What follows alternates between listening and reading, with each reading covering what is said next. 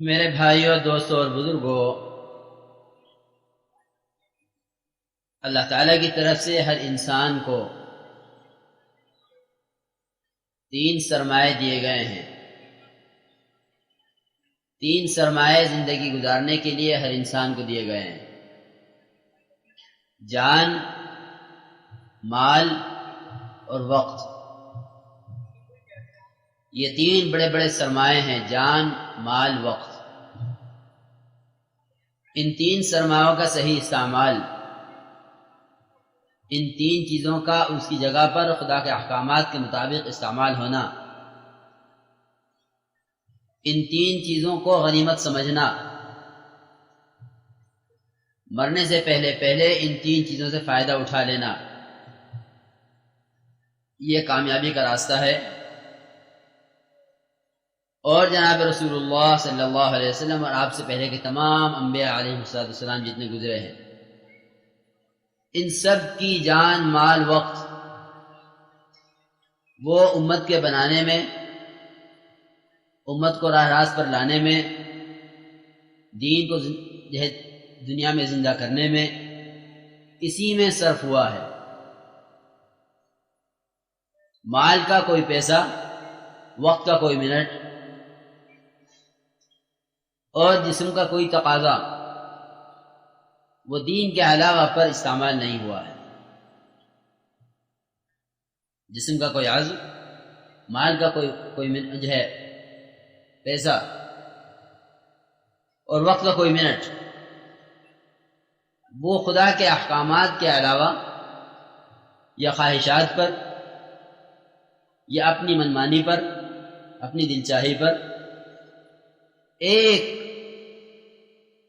ایک ذرے کے برابر بھی انبیاء کا اس پر استعمال نہیں ہوا، بلکہ انبیاء کا تمام جان، مال اور وقت وہ تمام کا تمام امت کو خدا کے ساتھ، خدا سے جوڑنے میں اور خدا کی مخلوق کو خدا کی راہ دکھلانے میں، خدا کے کنبے کو خدا کی طرف بلانے میں اس میں خرچ ہوا ہے۔ پھر محنت کا میدان انبیاء کا انسان بنے۔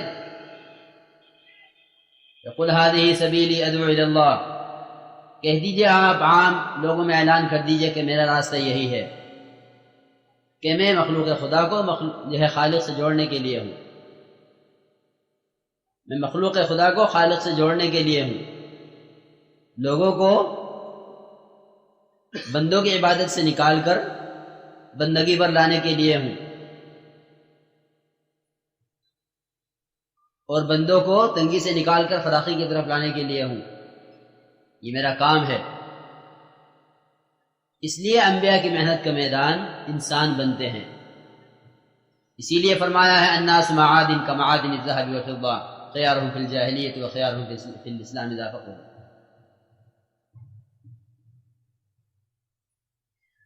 کہ انسان سونے کی کانیں ہیں، اگر ان پر محنت کی جائے، ان کو کھودا جائے، ان پر جان، مال، وقت لگایا جائے،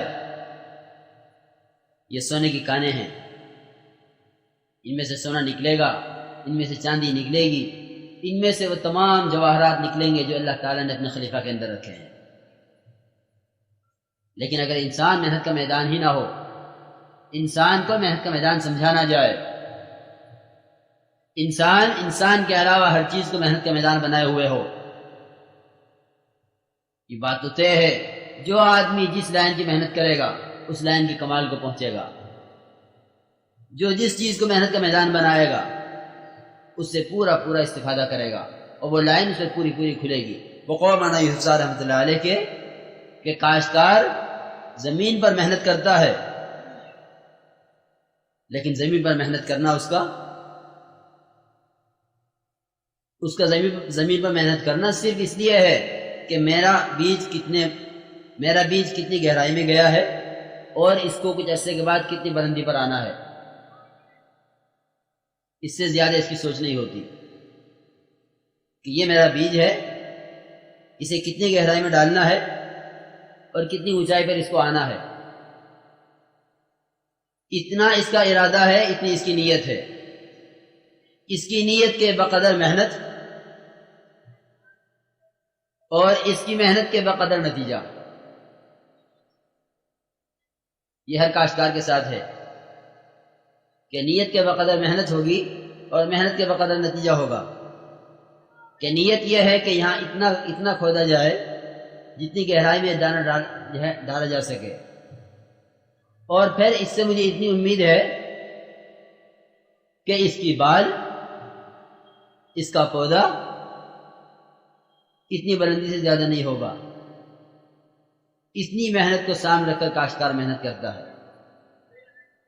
لیکن فرماتے تھے کہ اگر اس کاشتکار کو پتہ چل جائے کہ زمین کے اندر پٹرول بھی ہے اور زمین کے اندر کوئلہ بھی ہے اور زمین کے اندر لوہا بھی ہے اور اس میں مختلف کانیں ہیں اور اس میں مختلف معدنیات ہیں، تو یہ اپنی محنت کو بڑھا کر زراعت سے ایسا مستغنی ہو جائے گا کہ اس کو کاشتکاری کا نام لیتے ہوئے بھی شرم آئے گی کہ کیسا چھوٹا سا کام ہے کہ فصل بو دی اور کاٹ لی. کتنی بڑی بڑی چیزیں زمین کے اندر موجود ہیں. اسی طرح میرے عزیز دوستو اور بزرگو، انسان جب محنت کا میدان بنتا ہے تو اللہ تعالیٰ کے اس کے اندر رکھے ہوئے جواہر، اس لیے کہ رات مولوی صاحب نے خوب کھولا انسان کو، ہر طرح سے کھول کے دکھلایا کہ انسان کیا ہے. اللہ تعالیٰ قسم کھا کے فرماتے ہیں، ایک قسم نہیں کئی قسمیں کھا کے فرماتے ہیں لقد خلقنا الانسان فی احسن تقویم، کہ ہم نے انسان کو سب سے زیادہ خوبصورت سانچے میں ڈھالا ہے اور سب سے زیادہ قیمتی بنایا ہے اور قابل اکرام بنایا ہے اور اللہ کا خلیفہ بنایا ہے. ہم نے انسان کو ہر طرح سے نوازا ہے.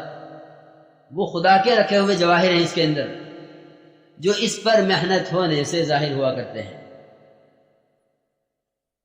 آج جس چیز کو ہاتھ لگاتی ہے سائنس والے، جس چیز کو ہاتھ لگاتے ہیں محنت کرنے والے، اس چیز کے فوائد ان کو کھلتے چلے جاتے ہیں اور وہ مشاہدے میں آگے بڑھتے چلے جاتے ہیں. وہ چیزیں جن کو اب سے 10 سال 20 سال پہلے کوئی جانتا نہیں تھا، ان پر محنت ہوئی اور محنت ہو کے ان کی قیمتیں کہیں سے کہیں پہنچ گئی اور ان کے فوائد بڑھتے چلے گئے اور ان کے اپنے اندر کے چھپے ہوئے جواہر کھلنے شروع ہو گئے.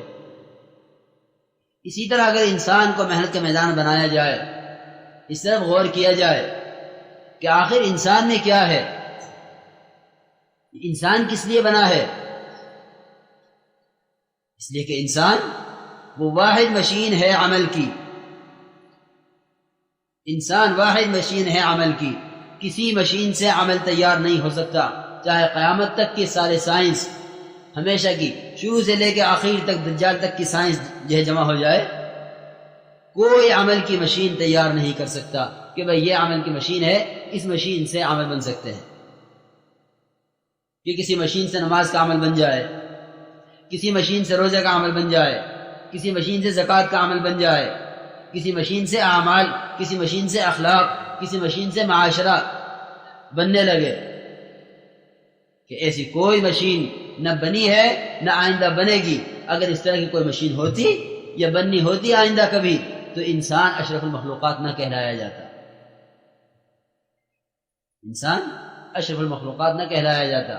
اس کی شرافت، اس کی کرامت، اس کا خدا کے یہاں مرتبہ، اس کا خدا کا خلیفہ ہونا، اس کا سارے عالم پر بھاری ہونا اور زمین و آسمان کا ایک انسان کے اللہ کہنے پر باقی رہنا، کیونکہ یہ تمام کی تمام جتنی کرامتیں اور شرافتیں ہیں وہ سب کی سب صرف محض اس لیے ہیں کہ یہ انسان عمل کی مشین ہے. لیکن آج محنت کا میدان انسان کے علاوہ ہر چیز بنی ہوئی ہے.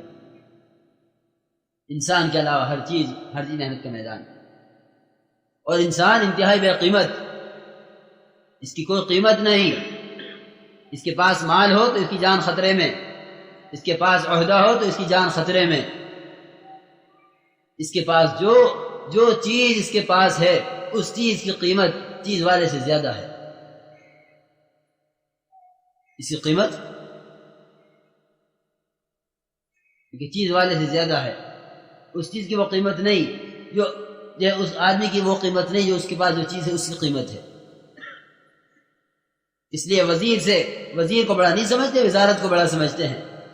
مالدار کو بڑا نہیں سمجھتے، اس کے مال کو بڑا سمجھتے ہیں. آج اگر مالدار کے پاس مال نہ ہو تو اس کی کوئی حیثیت نہیں، آج وزیر کے پاس وزارت نہ ہو تو اس کی کوئی حیثیت نہیں۔ اور مولانا افسار رحمۃ اللہ علیہ کے کہ اگر مال سے ہی قیمتی بنتا ہے انسان، اگر انسان مال سے ہی قیمتی بنتا ہے اور کوٹھی میں رہنے سے ہی قیمتی بنتا ہے اور ہوائی جہازوں میں اڑنے سے ہی قیمتی بنتا ہے، تو فرماتے تھے کہ کوٹھی میں چوہے بھی رہتے ہیں اور کوٹھیوں میں کتے بھی رہتے ہیں،